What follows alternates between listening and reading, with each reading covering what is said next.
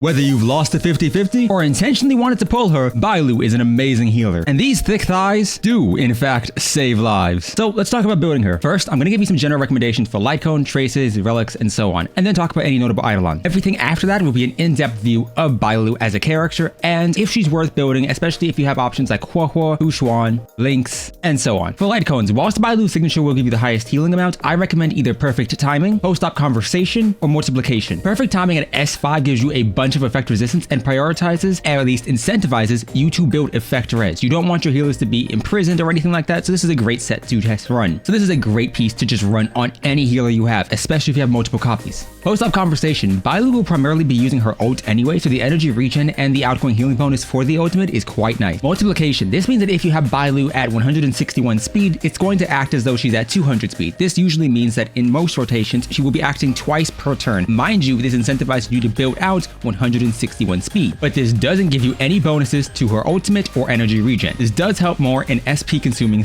teams though, because Bailu will be generating a lot more. If you're looking at any of the other options, Foot Pro is good as a generalist one. However, the energy regen is kind of iffy, especially if your team gets their burst up quite consistently, or if you're using a team unit. Shared Feeling sounds nice on the surface, but Bailu won't be using her skill often enough to really warrant or get enough value out of these 4 energy. If you have HoYoverse signature, it's the best light cone for any healer, bar none, strictly because you get the buffing capabilities, you get the energy regen, and you get additional healing power. For traces, you're going to want her talent and ultimate leveled relatively similarly, her talent being the one that heals on hit, and then her ultimate being the one that just does the big wide burst healing for your entire party. Her skill won't be used too often, you can ignore it, and the same thing goes for her basic. All of her major traces are worthwhile to get in my opinion. Invigoration is the heal on hit, you want it to last 3 more turns, and so you want to get this major trace up first. 10% damage reduction is quite nice on anybody, and if you can get her burst up consistently, it can mean you always have it. This is just bonus HP for units who are already at max HP. If you really need to, you can skip it, but I still recommend getting it up. For relics, anything.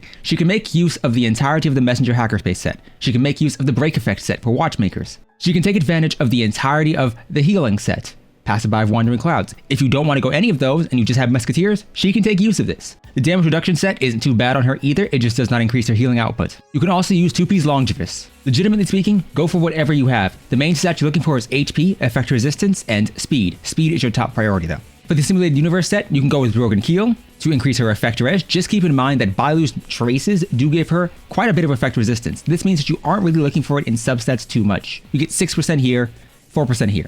This is a total of 10% effect resistance from traces alone. All you need is 20 in substats. If you don't want to go for Broken Keel, if you're going in a lightning team, you can go with Peanut Honey. However, keep in mind this does not benefit Acheron, only benefiting Jing Yuan.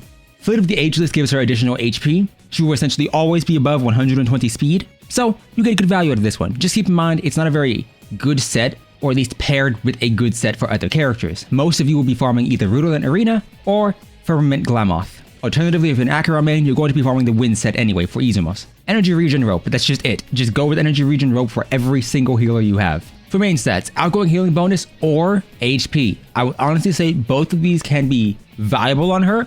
So in my personal opinion, if you have an HP one with a bunch of speed, you can go for it. Speed boots, and then HP Sphere. Noteworthy eidolons. Honestly, I wouldn't say any of them are too good. E4 is a 10% damage bonus for any character that gets healed by her skill. This means that if you want to take advantage of this, you do need to be a bit more skill point neutral or negative with your Bailu.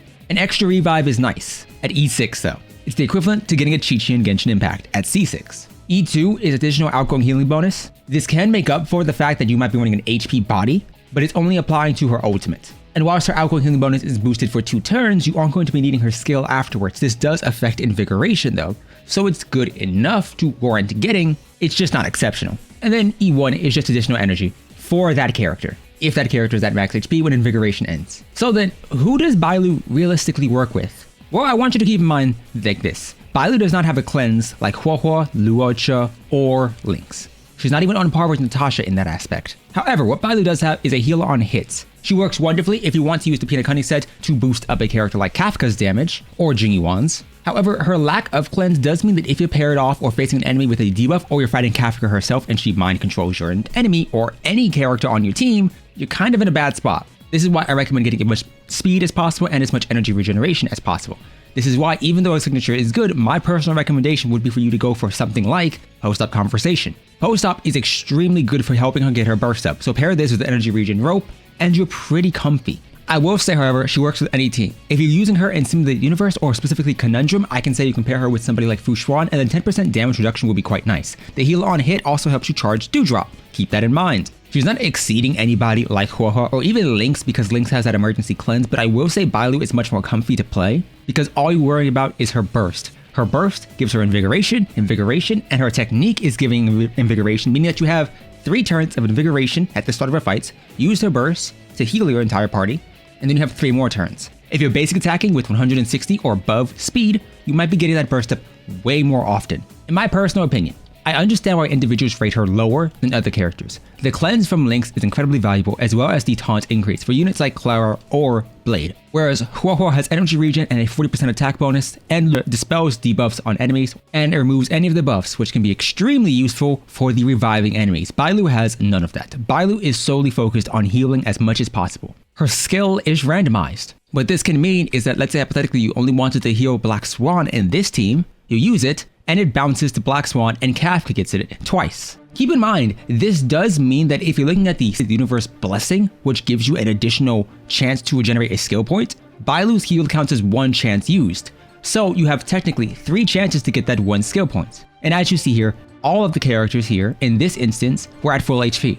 So Bailu's heal gave them 10% max HP. Meanwhile, some of you may be confused on what exactly Invigoration does. So all of the characters here have 3 ticks of Invigoration, which means they restore HP when attacked. So let's see what they do now. Clara has an additional heal from her LC. Bailu gets healed by 750 for being attacked once. This can mean that yes, you're not exactly going to be reviving or surviving entirely based off of that heal, but it is nice enough to mitigate the damage, especially on characters like Blade and Bailu, as well as your Clara, who are going to be hit often. This, in my opinion, holds even more value on squishier characters like your DOT team. She's cute, she's funny, she comes equipped with handlebars and a tail, and her light cone shows off the thighs. And while she's not beating out Clara in that aspect, I do think Bailu is an exceptional healer. She's also portable and free to use. So if you got her, don't feel too bad, build her up. Or not, just use her in bed. Either way, you're getting value out of her regardless. If you found this video helpful, subscribe, and I'll see you next time.